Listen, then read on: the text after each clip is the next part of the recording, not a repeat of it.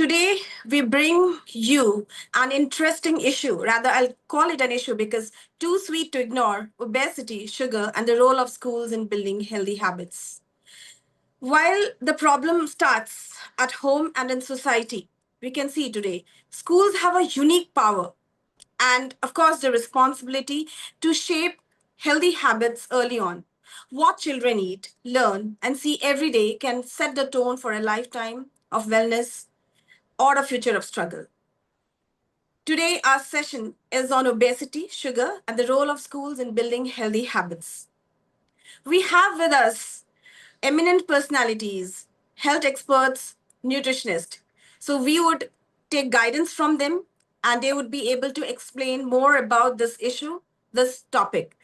Today we have with us Aashhima Gandhar. She is a CBSE resource personality. Welcome, ma'am. Thank you so much for being here and for taking out time. So Aashhima Gandhar ma'am is a CBSE resource personality and she would be able to help us more in telling how the schools can actually play a greater role in this. We have the Dr. Muralidhar Panchagnula. He is a health expert and health advisor to many. He will be able to tell us in a better way. We have Vanya Chadha, a psychologist and counselor. We would start with Aashhima Gandhar. Are schools doing enough to build healthy food habits? You are a CBSE resource person. Now, we have heard that CBSE has recently also issued a declaration that the schools should take the responsibility and should play a greater role in raising an awareness of sugar consumption. Ma'am, what do you have to say regarding this? Are the schools doing enough? And what do you think should be the roles of the school in spreading an awareness in this issue? Absolutely. Good evening, everyone, and thank you for having me here on panel. So, being an educator myself, I felt that it's not just that the people, the children are taking sugar in the school or the guidelines that were for the schools from CBSE. Even there is a lot to do from the parents' side. But here, I would just like to tell you that what exactly the schools are doing to curb upon the sugar. So, we have been having the health ambassadors in the school. Okay, so they are the ones who have been trained, who have been told to take care of taking Ma'am, we can't hear you. sodas. We'll come back to Aashhima Gandhar. Let let her, clear her, internet issues and all. She'll be back online. We have Dr. Muralidhar Panchagnula. He is a health expert and health advisor to many because if we see his profile, it's an endless, description of his jobs and the kind of responsibility he's holding. So, how much sugar is too much in a child's daily intake? And how often are school meals exceeding this limit? And what do you think? What should be the role of the schools in spreading an awareness in this issue particularly? Yes, Dr. Muralidhar. Yeah. Thanks for giving me this opportunity, Ms. Mosmi. Ultimately, it's not how much sugar or how many grams of sugar. Those days are gone now. How much better to avoid the sugar is the best thing that we can do now. Because, see, this obesity in pediatric population or adolescent population is majorly triggered by 3-4 factors. The first factor is it starts from the gestational period of the mother. If, for example, we consider as per Indian Association of Pediatrics, body mass index, BMI. BMI will be calculated with a formula, weight divided by height square. For example, if a height of an adolescent is 120 centimeters, that is 1.2 meters. If weight is 40 kilos, 40 divided by 1.2 into 1.2. That is the calculation for BMI. As per Indian Association of Pediatrics, BMI should be less than 23. Less than 23. Please remember, if it is less than 23, it's the normal weight or normal BMI of any kid. If it is beyond 23 and below 27, that is known as overweight. Anything equivalent or above 27 is considered to be obese. This obesity is triggered by majorly 3-4 factors. First factor is if the pediatric kid's mother is already obese, who is beyond 30 BMI before conception itself. During conception or during the pregnancy, that particular lady is having ample amount of chances to become gestational diabetic. That means during the time of pregnancy itself, there is a chance that she will become a diabetic. This is another prone factor for adolescent kid to become obese. And if ancestral history is there for obesity, that is another factor. Now, the most predominant factor for today's life is because of the junk food, the processed food, and we will discuss over a period of the discussion how these things are affecting. So these are the major things. So if you ask me how much content of sugar should go inside the body, I will say particularly whatever the normal sugar that is we are eating every day in a day-to-day life in homemade foods, that is more than enough. Because if I specify grams, I'll tell you, my dear friends, grams are relative terms for each personality.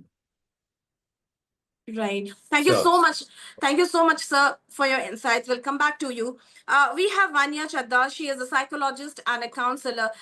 She would be able to help us more to know about this child psychology, parents' psychology. And yes, we have school canteens too, the school meals. But here I have a specific question to Vanya Chadha. Do we have any myth about sugar and childhood health, and which we should eliminate? And what is the child psychology when when the children see the canteen food there, they're attracted to the canteen food, and what role do the schools have in this to spread an awareness and also to curtail sugar consumption? Okay, thank you so much, Ms. Mosme, for this wonderful question. My name is Vanya Chadha. I'm a practicing counseling psychologist. Additionally, I'm also the faculty of psychology, faculty of well-being, and school counselor at Kothari International School, Noida. So as you rightly pointed out, being in the school, where it's a private school, and we specifically cater that our students get meals. So they get the breakfast, they get the afternoon meal in our school itself. So nutritious diet is the very first thing we ensure. We have a specific nutritionist who visits the school in thrice a week to check if the whole meal is being provided exactly the same menu. If I talk about the menu as well, it is filled with a lot of proteins. Every day we ensure that our kids are getting optimum fruits, because fruits are something not everybody is very fond of. I will say myself, initially I was also not that fond of. But during in this profession, when I came across, how it is so important, because your physical health and your mental health, both are equally important. So if you have to take care of your mind, your body needs to be healthy. So as a school, we always ensure that all the diets which the students are taking are filled with a lot of proteins, filled with rich minerals. Each menu which is designed for a monthly basis. So every week we have, it's not that we are not giving them some kind of food which they like to, but then it is ensured that the kind of material which is put into it is of rich protein, right? As a school also, since I cater to the well-being paradigm, we also ensure that a lot of modules are being generated in that zone. I myself work very closely to ensure the well-being of the children. We have topics like healthy recipes, healthy hygiene, and healthy lifestyle. Because nowadays, if you see, lifestyle is a very important aspect for all of us. I will not say it's just for the child. It's for all adults as well. Because if we do not take care of ourselves, it will hamper you. Not today, not tomorrow, but on the longer run. And nowadays, if you see why the cases of obesity are increasing, because stress factor is increasing a lot. If I see our workspace also, it's not that everybody is very stress-free, right? But why as psychologists, when we take sessions also, we always motivate our clients, our students in school, that you have to ensure that the stress which you are having, whether it is first identified, is it a good stress or is it a bad stress? If it is a good stress, it is called eustress, right? Which maximizes your performance, right? But if it is a bad type of stress, then it is called distress, right? So what type of food intake you are also having? Like I'll share one example. So recently we had conducted Food Fest. This was conducted in our school last year, and my grade 4 and 5, that was my primary students, conducted it themselves. So they took that opportunity that, ma'am, we have to do something about health. And I said, why not, create it into an event that enriches their motivation also, that they get to know how many healthy recipes tend to exist. And mind you, they all made themselves. They took help from the parents, definitely, but everything was done by them. So they made healthy sandwiches, healthy corn recipes. So it's not that, okay, it's only confined to junk food. I understand that junk food has become a part of their life because it's a part of their lifestyle, right? But again, as sir also quoted very nicely, we need to ensure what food intake they are having. As parents, as teachers, as counselors, we need to build that environment which is supportive enough that kids also understand what is good for my health and what is not good for my health. So I hope having all that the schools. distinction. I hope all the Yes. schools follow this kind Yeah. of curriculum. I would specifically Exactly. focus on the curriculum. The school curriculum, I think, should Exactly. have where the students are involved to prepare their own tiffin, or to decide what to eat, what not to eat, what is good and what is bad. Now, Dr. Muralidhar, you are a health expert. You are you are an advisor to many. When we speak about processed food today, we find right from the schools to the parents, even at home, we find it's a culture now, processed food and easy and a quick way of preparing food. How is this actually affecting the entire society and adding more to this problem of obesity? And how can we actually stop this? Because we cannot stop the market from selling a processed food. So Dr. Muralidhar, what do you say about this processed food and how it is actually affecting the entire society, the generation, adding on to obesity, and what can again schools and parents do to curtail this? Yes, Dr. Muralidhar. Here, I strongly feel, Ms. Mosmi, I think psychologist Vanya Chadha also will be joining me in seconding my thought. Here, first thing that need to start from house, from the home itself, the parents need to have a stringent policy, disciplined policy for themselves as well as for their kids. Most of the parents will have one specific thinking that I could not enjoy in my childhood. Let me make and give full freedom to my kids to enjoy whatever they want. This is another nuisance and nonsense. I'm sorry to utter this probably aggressive statement, but should not be perceived as an arrogant statement, please. But simple reason is, if they would not have enjoyed, that shows that you are in a disciplined health and lifestyle modality. But why you want to inculcate unhealthy and improper lifestyle in your kids? I have seen many times while going to the school, the kids will be taken to a shop, a stationery shop, ask them to purchase. They skip breakfast. That is another nonsense thing which parents entertain. Why they should get up late, and why they should get up lately and get ready to the school lately? In the nick of the moment, when they ask for breakfast, they skip it. While going, parents will be under the sympathy that beta could not eat anything. Let us purchase something from the stationery shop. Lace chips, kurkure, nonsense, nuisance, everything. Because all these kurkure and lace will have monosodium glutamate. That is the unfortunate part of the chemical entity which will cause a lot of nonsense to the body. Because it will cause a type of poisoning and free radical formation more in the body. If you ask me, the processed foods. Now, I'm sorry to utter some brand names. Some processed foods are coming in the form of chips, nuggets. So many things are there. I don't want to name the company. Those people are providing all frozen foods, which are causing real this one. Because parents want to delight their kids once they come to the home. 2 minutes Maggie was there, no? In the same way, 2 minutes frozen foods are going to be given a fried item to the kids. Nuggets, smuggets, smileys, all fried, French fries. So many things are coming. Those things, when they are offered, insulin resistance will come. Because too much food you are putting inside, but there is no exercise. Because of not having exercise, too much insulin will be secreted, which will not be accepted by the cells. So, slowly insulin resistance will come, obesity will increase. There is no proper exercise to consume the food intake, and because of this insulin resistance, the next one is diabetes. Obesity leading to diabetes. Obesity is the precursor of diabetes. And at the child stage, juvenile diabetics we are finding. Juvenile diabetics are left with nothing but they have to go for insulin only. There is no oral hypoglycemic agent that will be introduced for a juvenile diabetic. They have to be lifelong on insulins, my dear friends. Whoever are listening, being audience, Please remember this. If you habituate to your kids with out of empathy or sympathy, whatever you call, whatever you could not enjoy, if you want to make your kids to enjoy, you are throwing them straight into obesity and then to diabetes, then to be on insulin lifelong. Please keep this in mind. Thank you so much, sir, for your inputs. I do not know if Aashhima Gandhar has joined. I think she has a weak network, but we come back to Vanya Chadha again. She's a psychologist and counselor. Vanya, what do you like? You must be studying the psychology of the students, of the children. They must be sometimes, bringing the tiffin, or you must be like noticing children bringing the, as sir said, chips or any such, junk. So what is a child psychology and how it can be? Because, it's very difficult to mend such the children's psychology today. If I want it.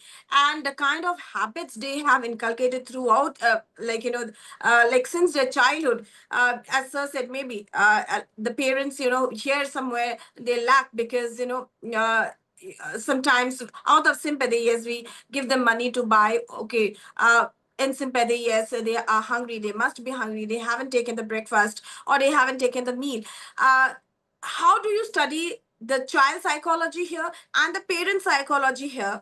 And do you have any such, programs in your schools where, parents can be counseled, where, students can be counseled together? Do you have any such programs? And how important, even if you have or if you do not have, how important do you think such programs are in the schools? Right. Thank you, Ms. Mosme, for your question. I absolutely agree with you because with the coming situation these days and with the prevalence, as Dr. Muralidhar also said, that a lot of prevalence of junk food is around, right? We all also have been guilty enough to have had intake of those things. But again, as you said, the awareness is very much important. As I said, we have a well-being program, which is a part of their curriculum. That is one thing. But again, as you said, spreading that awareness to the parents first. Because, as Sir also mentioned, sometimes just out of these things or out of empathy also, kids say, okay, I want this, so I want this. And, it's that, if I talk about the personality type, it's actually resulting into that it. The structure of personality has three aspects. I'd like to take one example for the sake. So, for example, if I say id of a child, it wants instant gratification. So they would want anything. If they want chips, they want chips. If you don't give it to them, they'll, get frustrated. They'll cry often. So if they want something, right? But as an ego, the parent has to be the mediating factor, that I know what is good for my child. I know what is healthy for my child. Same role the teacher also plays in school. And as I mentioned, they don't carry their tiffins because they're getting the meals from school. But again, sometimes when you have class parties and all, you're going anywhere, you've had that intake, okay, something happens, let's start eating the chips, right? So inculcating that healthy habit from home itself. It's not that, okay, I'm teaching them healthy habits, so it's just for that module. No, it has to be enriched. So I make it a point that child first develops that within the class, then takes it back to home as well. Because the kind of projects they get, the kind of programs, like Food Fest was one example. Addition to this, they create their own menu. So recently I gave them an activity as a part of a module that if you are an owner of a restaurant and you have to ensure that everybody who comes to your restaurant ensures their healthy lifestyle, what kind of menu would you make? I know initially it was very funny for them. They said, no, ma'am, we like this, we like all this junk food. Monica, if you think, but this junk food, do you think will come into your healthy category or unhealthy category? So first I had to make them sit, understand what is healthy, what is unhealthy. So we had those cross marks. Okay, if I say junk food, not healthy. If I say eating fruits, healthy. So, spreading that awareness. But as you said very correctly, I can, encourage the child. I can develop that skill in the child. But what that child is taking home is something which the parents also expect, right? So collectively, such measures have to be taken. It is in a continuing process, but I think more awareness is still required because with the coming cases of obesity, as we've been seeing, lifestyle is a major factor. Of course, it has biological factors involved, as Sir mentioned, but at the same time, the lifestyle you are having, the kind of food you are eating, replacing healthy food with junk food, which is like kind of a myth. People say, that if I'm in taking food, right? But at the same time, I have to see what that food is going to take me to. Such initiatives, I'm sure well-being has to be enriched. It should not be just for a subject kind of it. That curriculum has to develop more. And I, as a psychologist, make it a point that, I enrich that effort. But additionally, we require the support from each one of you, who's the audience here, who's reading us, that, you have to take that step within you first. So, for example, if I have to inculcate healthy hygiene, I also have to follow healthy hygiene first. If I have to ensure healthy habits, I also have to have healthy habits first. Proper duration of sleep, very important. Kids are now, having gadgets all the time. They're not sleeping early. They're having those gadgets, immersed in those fields. So why are we not having that equal amount of sleep which is required? And very funny question, I often ask them, how much hours of sleep are you having? And sometimes they have 6 hours, sometimes 7. Then I used to joke with them, what do you do in that leisure hour, which is taking away your sleep? So they're like, oh, I was watching a cartoon, I was watching a reel. Because now we are prone to Instagram, YouTube. YouTube has a lot of shorts, Instagram has a lot of shorts. So, getting that exposure of technology also has impacted a lot in their health style. So we have to ensure that the lifestyle is balanced. At the same time, parents also need to support their kids. Because if they don't get that supportive environment, then, they will also start having those frustration moods, which is very important in this. Right. Thank you so much, Vanya. Am I be permitted to add? Yes, of course, to sir. her version? Sure, sir. Please do. Sure. Please do. I think she was uttering few things, Miss Vanya. Vanya. it's I'm Vanya, sorry. it's Vanya. Vanya. Vanya. I'm sorry. Yes, sir. Yes, sir. Yeah. See, apart from the regular food routines, people have literally forgotten natural fruits, seasonal fruits. I agree. And sir. they have forgotten pure vegetables at all. Because there is no fiber that is going inside into the body. Yes. And instead of that, they are habituating body with the chocolates, carbonated drinks. Unfortunately, people are encouraged by parents as well as, and students and teachers are no more models because they have to walk the talk. Teachers ideally need to walk the talk and they have to give a demonstration when they are bringing. In fact, if they start sharing their lunch along with the kids in a lunch box, whatever they bring in a more attractive way, in a more colorful way, pure vegetables and fruits, if they start eating along with the kids in a lunchtime, kids will go to the house and ask their parents, especially below adolescent, that is kid age, below that childhood. In the childhood, they will have a lot of learning capabilities through children, teachers. Once they see all these things happening in front of them through teachers, they will go and ask the parents, my teacher has brought this, why can't my carrier, my dabba also is filled with these things?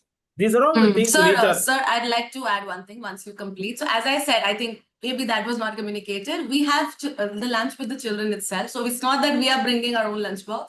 We're having the same meal, which our kids are also having. So we are also setting that. Not you. One school. Yeah. We are generalizing. Not you. I'm just communicating my point. I am trying. I agree am to you, trying sir. this. Definitely. We need to be the role models because, as you said, we have to walk the talk, as you said. So I totally agree with that. Sugar also need to be ideally replaced with dates. It can be replaced with the kismis. Yes. It can be replaced with the honey, pure honey. Right. These things need to happen. Beetroot, carrot. These things add sugar to the body instead of actual sugar. I think these things can be inculcated. Yeah, Miss Smith. Sorry. Yes, thank you. It's really important. Yeah, natural, like sweet, I think gone are the days like when we used to get fresh fruits, or nowadays we cannot trust the kind of fruits we are buying from the market too. So it is actually we are in dilemma. We are in a situation where we do not know, are we eating, intaking pure or whatever it is. But Dr. Muralidhar, sometimes we are in the habit of eating a few, you can say, sources of sugar like it may be kind of, dishes that are prepared at home or any kind of meals. We do not know actually how dangerous they can be. So do you can you suggest, or can you just put light on some subtle but dangerous sources of sugar in meals, especially the school meals or at home, where parent or teachers tend to overlook? Because we find every school do have they have canteens. So we find all kinds of right from the samosa to the chole bhature. We have everything in the school canteens. I'm not pointing out at any school, but when you see the school canteen menu, you find everything: vada pav, you find samosa, you find patties. There's variety, but there are some subtle. Even parents tend to give to the children. What are such subtle but dangerous sources of sugar in meals, generally, which we should avoid? But we Yeah. do not know because in our daily routine we have this in our habit, and we tend to ignore this fact. Yeah. Over a period of time, I'll tell you this nutritional habits or nutritional dietary norms also, over a period of time, they are evolving. Please understand, they are evolving. In this evolution, now, if you ask me today, as of today, I will ask anybody, whoever are subjected to obesity, straight to avoid white rice. Or even white rice, if they want to take a small cup in a day, in a full day, a small cup. I will ask them to start their day with fresh fruits. Starting the day with fresh fruits, you are accustoming, you are preconditioning your gut to have something very cool, sober thing to go inside. And second thing, most of the people do one more mistake. After having a heavy meal, they will consume banana or some other fruit. The unfortunate part here is, olden days, after a full meal, banana used to be given. Now, if you go to your house, after a full meal, either if you have banana or a watermelon, see that day night you will not have a sleep because it will cause bloating. The simple reason is you have put lot of food which need to be digested, which takes a lot of time to get digested. It is still in the process of digestion. At that time, if you put a fruit after a heavy meal, this fruit will get digested within 15 to 20 minutes. Any digested food will try to push the food below, or it will form putrefied gases. These putrefied gases causes floating, flatulence, so many other things which will cause lot of belching. That should not happen. Any day ideally need to start with a fruit platter and a fresh fruit or vegetable platter, because fiber will go inside. Or many people think that sprouts are very important. Sprouts are very rich in protein. Please remember, you can have a mix of small platter of sprouts, small cup of sprouts, a fresh vegetable meal, and fruits all together. You should not go on eating only sprouts, big cups. They are heavy in protein. Please remember, they have to be there, but in a very nominal quantity. And second myth in the today's public is wheat. They say that wheat is fantastic. Wheat is no doubt good, better than rice, but it is not the best. The best one is jawar and ragi. These two are having iron, calcium, excellent fiber. Jawar. Many people undermine jawar. Jawar roti, ragi roti, or ragi dosha are very good and highly nutritious. How many people are following this? So when you ask me, parents need to habituate the children for these type of foods more than going for only white rice or basmati rice or biryani. Let them do that once in a week. If parents start preparing a food with passion and with attraction, which will attract the kids, they will start relishing with fresh fruits, fresh vegetables, a jawar type of things, ragi type of things. Wheat you give now and then periodically, but not so frequently. Wheat has got gluten. It has got gluten which is not that good to the body. Whereas jowar and ragi are fantastic and excellent for calcium, iron, and fiber. Please correct me if I am wrong, Vanyaji. What do you have to say? Can we add bajra and Yeah, I was about to say that. Bajra, Yeah. Bajra also, and all, Bajra definitely can be Right. added. Bajra is Yes. another fibrous food. Excellent food it is. Yeah. Right. And I totally agree with you, sir. As you said, the way the food is presented, because, if the kids find it interesting and it's colorful and also they also feel, okay, this is something which is interesting and I should definitely have that intake. So as you said, it starts from home. Because see, the home is the first place they are born with. The primary caregivers are the parents, right? So that major step has to start from, right? Yes, Miss Mosme, you were saying. Yeah, it's really like interesting how to introduce healthy Yes. food to the children. So Right. the kind of food. And there is a question to both of you. Actually, you should share Yeah. this. The Sure. culture of having dessert after lunch or dinner. Yeah. This culture of having the dessert, like how do you think it could I affect? will say blunt no. After food, after food. Yes, agreed, sir. Agreed. Because, as you said, we all get cravings, right? But as sir said, with experience, definitely it is something which should be avoided, right? Because again, we are taking, as you said, no, that sugar is going directly. The amount of sugar which is going directly, and that too after food. So then again, that kind of balance cannot be there, definitely. And it's not a healthy way of leading. Although we all get cravings. So I am also guilty to it. Sometimes we also have these things. Desserts are very common, like ice creams, are available. And when in any weather, you will see kids will always want it, whichever weather it is. And one more thing, sorry, Miss Vanya. See, No one more worries. thing. One more thing. Very importantly, I could observe in lot of buffet dinners, all these things. Yeah. These sugary, syrupy foods, especially cham cham, rasgulla, Yeah. then so many other things of that sugary syrup. Even gulab jamun, sir. Gulab Gulab jamun, jamun has so much jeera. gulab jamun. The thing is, Yes. these things, no, because of that, the colloidal substances which will be formed in mixed with oil and sugar syrup will form Right. colloidal substances inside the body Yes. also. This will increase triglycerides in lipid profile. Once triglycerides are beyond the control, definitely the next possible aspect is diabetes.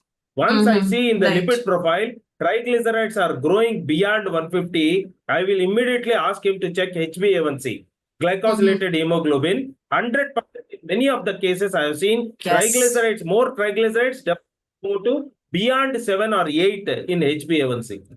I Absolutely, hope sir. all the gulab jamun lovers would understand Yes. the intensity of our Yes. show today.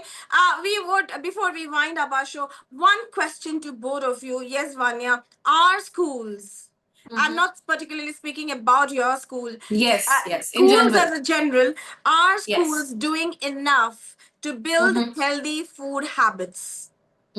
Okay. So as you said correctly, now I'm going to speak over generically. As, counselors, we all have that thing in mind because, when parents come to us, and normally the parents also sometimes say, that my child is not eating proper food, not eating on time, always having that habit of junk food, right? But then again, we say, no, habits begin from home.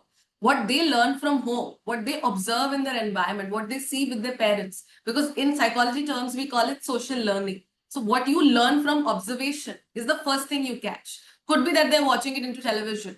Could be they're watching it into internet because lot of, ads come up. So it actually enriches. If I talk about child psychology, the child is observing a lot.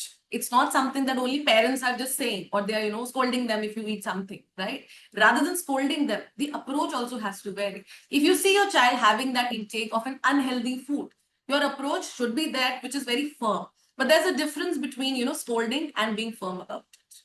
Having that habit from home. Like normally I have seen, clients tell me that, my child is not having that food. So I tell them, what kind of habits have you have, which you try to, portray in your children. If you want them to follow it, as sir said, walk the talk. First, I also have to display what I'm going to expect my child to do. Additionally, as a school, we have to ensure that such curriculums are enriched. It should not be, okay, well-being is there only for grade 4. It should be there in every class, every module, such sessions. As you said, expert guided sessions should be there. A nutritionist is taking a session, a psychologist is taking a session. Spreading that awareness that, where are you taking yourself? Where is the future taking you? Because right now you're feeling the craving. But at the end of the day, where that craving is going to take you, that's equally important. You want your mental health to be healthy, right? But what about your physical health? If I don't take care of myself today, I am at a risk of getting a lot of diseases, right? And hypertension is a major cause if you see it these days. Obesity is rising. So not just spreading awareness, but in a healthy way, like having some healthy stories, having healthy habits, role plays, so that I am a person, I'm a parent, I'm a child. So giving that role reversal to the child also, that, okay, next time you become the parent, I become the child. So having such inculcating activities wherein they also feel they're supported enough, but at the same time, the message is also going to them that what is good for you and what is bad for you. We also have activities like red flag, green flag. So if you say a food that, which is healthy, I will give you a green flag. But if it is not healthy, you give a red flag. So these flags are also important. And the better it is to raise it at an early stage. Thank So you that's so much, very Vanya. important. Thank you so much. One question, last question to Dr. Muralidhar. Where does responsibility really lie with larger food corporations, sir? Because we can't stop the market. We can't stop the uh, restaurants. We can't stop the stalls. So, where does responsibility really lie with larger food corporation, Dr. Muralidhar? Yeah, larger food corporations ideally should produce these nutritionally more valuable things. That's what the major stake.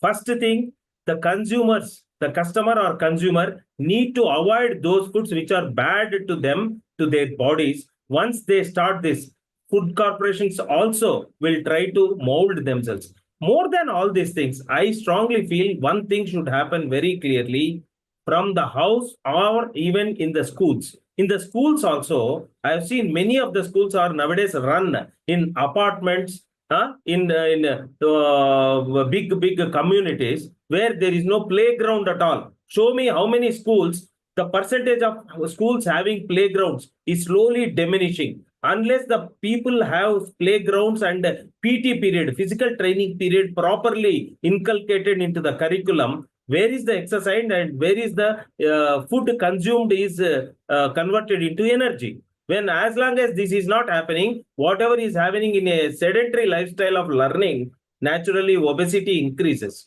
And second important thing, most of the schools in the concepts of international schools, all these concepts have come. They are doing mafia and mafia. Mistaking activity just for achievement is mafia. They want to inculcate all this nutrition, all these things into the thing. But how many people are really practically implicating that is important. They are doing mafia, mistaking activity for intensive achievement. That is also done. Unfortunate part is people are not, though they are showing outwardly, this is what we are doing, but end of the day, throughput is zero. That's where parents need to definitely insist, the schools also, to provide a period, a separate period in the curriculum in a day for diet and nutrition and for physical training. Unless there is a playground, pupil should not be admitted in that school if there is no playground. Right. Thank you so much, sir. Thank you so much, Dr. Muralidhar, and thank you, Vanya, for your insights, your inputs, your suggestions. And also, we thank Aashhima Gandhar. She couldn't stay with us for long because of her network issues. But yes, obesity and heart diseases are rising concerns. We need to spread an awareness at home, in the schools, in the corporates, everywhere, in every organization. I think there should be a program, or there should be something or event or program or an awareness campaign where people should know the rising issues of obesity and heart diseases. That's all for today. Thank you so much. I thank the panelists for their rich inputs. Yes, health, diet, nutrition are actually very, very important. We would meet again with our next episode on health, diet, and lifestyle. Till then, thank you for watching and stay tuned to the Global Eye.